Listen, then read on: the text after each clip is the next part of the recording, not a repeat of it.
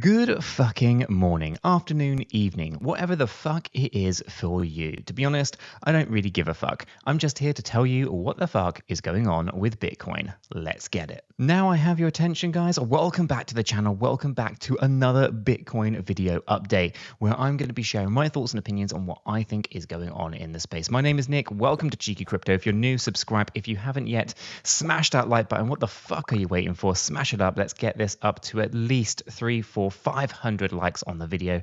That would be much appreciated. As we can see, Bitcoin had a bit of a move to the upside yesterday, and it has, I guess, for the most part, broken out from its 50 simple moving average, which has been historically a little bit of resistance here for BTC. So this break to the upside is in line with what we were talking about a few weeks ago and is kind of heading towards its target range. The question becomes, is this a breakout to be believed, or is this all just actually a fake out? And well, for the most part, I'm still seeing this with a little bit more progression to the upside. But after that, I do think we're going to be dropping back down, losing the 50 simple moving average, losing the 50 exponential moving average, and heading down towards that 200-day exponential.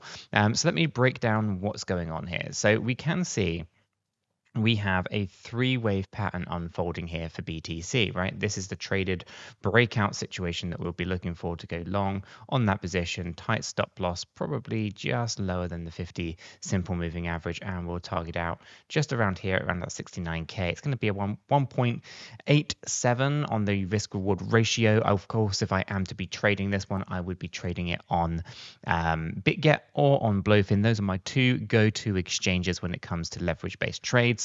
So if you haven't already signed up to those, the links are in the description below. Honestly, guys, they're fantastic and easy to use platforms. If you haven't used them, I don't think you'll be going back to any of the other platforms once you actually test them out. So let's take a look, right? What is the target range? Well, we're targeting out between 69,709 to 72,167. This is a three-wave pattern playing out here, and we're targeting out that slightly higher range there. Now, you'll know that this will still be, okay, a unfortunate situation where we end up with a lower high still here on the macro.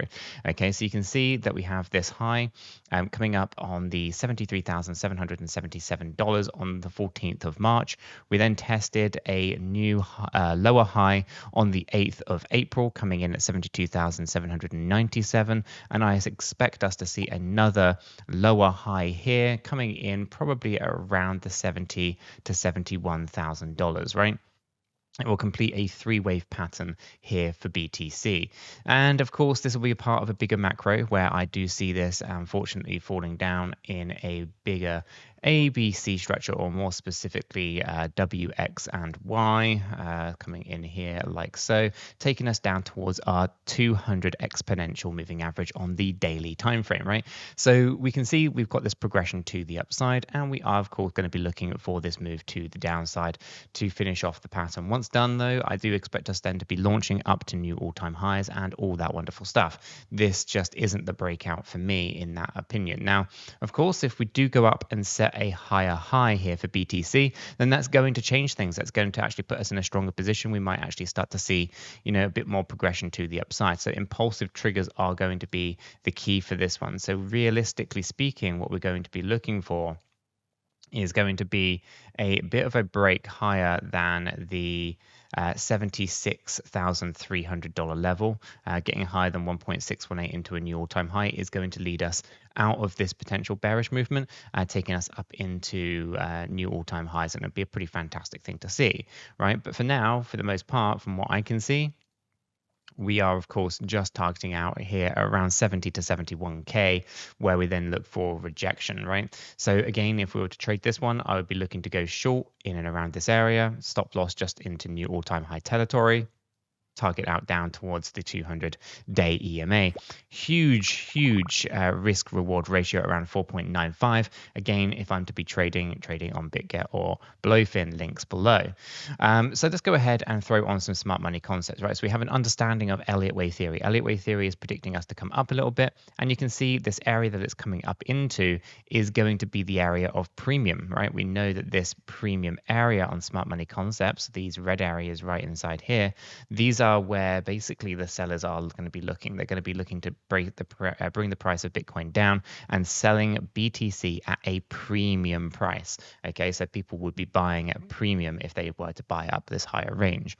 Okay, and we can see that there's a couple of fair value gaps still to be filled out in and around, of course, that 200-day exponential moving average as well. Okay, so for the most part, smart money concepts is pretty interesting. It kind of lines up with our trend line, with the Elliott wave theory. Everything there is actually kind of coming up together quite nicely. Now, we can, of course, see that there's some minor changes of character, some break of structures. These are all minor on the smaller timeframes, but most recently, we've actually changed on the smaller timeframe into a bullish structure with yesterday's closure. It'll be interesting to see how long that actually lasts, because we haven't got a break of structure to confirm anything. So a little bit of a breakout, a little bit of a run to the upside still here, I think, but we are likely to see a reversal ultimately after that. Let's go ahead and turn off smart money concepts and throw on the VPVR. You can see that there's a lot of volume playing out right in here. And then we can see that as we kind of get up into our targeted range, that volume starts to really disappear.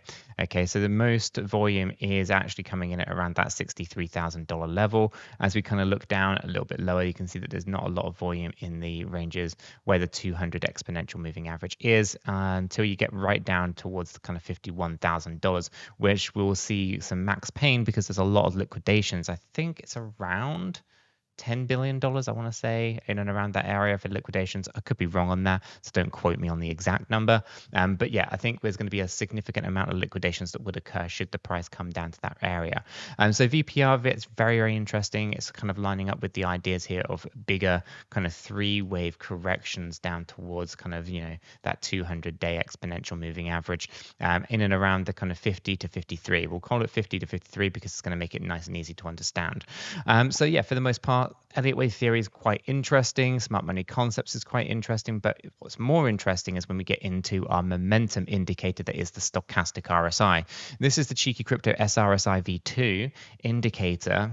This is something that our members get access to. And you can see here the multi-time frame, right? We are oversold on the weekly, but we're overbought on the daily 8-hour, 4-hour time frames. So although I expect a bit more push to the upside on the smaller time frames like the hourly and things like that, we should be starting to think about, unfortunately, momentum getting reset and price pushing down.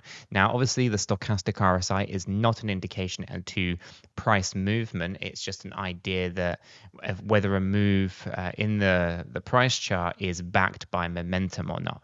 Okay, and we can see when we're up in the overbought area, momentum likes to shift down towards oversold. Now that can be a 5% drop or it can be a 50% drop, right? It's not a direct correlation to price, but what it is going to do is it's going to see a correction in price as we see a move from overbought to oversold. That is kind of what is being indicated to us right now. I expect us to kind of stay up here on the daily time frame for a little bit longer, and I do expect us to see a bit of a move to the downside. Like I say, on the time frames, it's hard to kind of say exactly how long it's going to take to play out, but I am looking for the 200-day EMA to be the support, right? That is the support in the price chart that we have seen for a while now. For Bitcoin, we haven't been lower than this 200 EMA since 2023. And, for the most part, I'm looking for it to continue to remain a support level for BTC. So on the most part, stochastics are very interesting. Now, if we take the stochastic RSIs off and we throw on the divergence indicator, we can see that the RSI, the yellow line coming through here, has broken above the 50 level. This shows us with bullish movements to the upside. Again, we know this. We can see this from an Elliott wave theory point of view, and it's good to see this backed up as well from our relative strength index. I expect this to also correct down back lower than the 50 level once we actually start to see that next leg to the downside when it comes towards heading to the 200 EMA on the daily time frame. MACD is probably still printing negatively or maybe positively. Yeah, a little bit of positivity here on the MACD, actually launched up quite heavy. So showing you the most recent move here for BTC. We can see the blue moving average has ramped up quite heavily, but for the most part, I don't like the MACD. It's way too laggy for me. I much prefer to see the stochastic RSI as it shows us a little bit more accuracy when it comes to price movements. So for the most part, very interesting stuff going on. for BTC on the daily time frame. Roll this up into a weekly time frame, and we can see we have a lot of positivity here in the weekly candle so far. Obviously, we've got a few more days before this candle closes. A closed candle, I'm going to assume if we can get a closed candle above 67,600, I think that would be a really strong place for Bitcoin to kind of be heading out towards our target. Personally, my expectations are that we do hit our target between 69 and 72 before the week ends, and then we start coming all the way back down again. As you can see on the weekly time frame, our support levels are a lot lower, so we have potential for slippage to the downside a little bit further than what the daily time frame is showing us.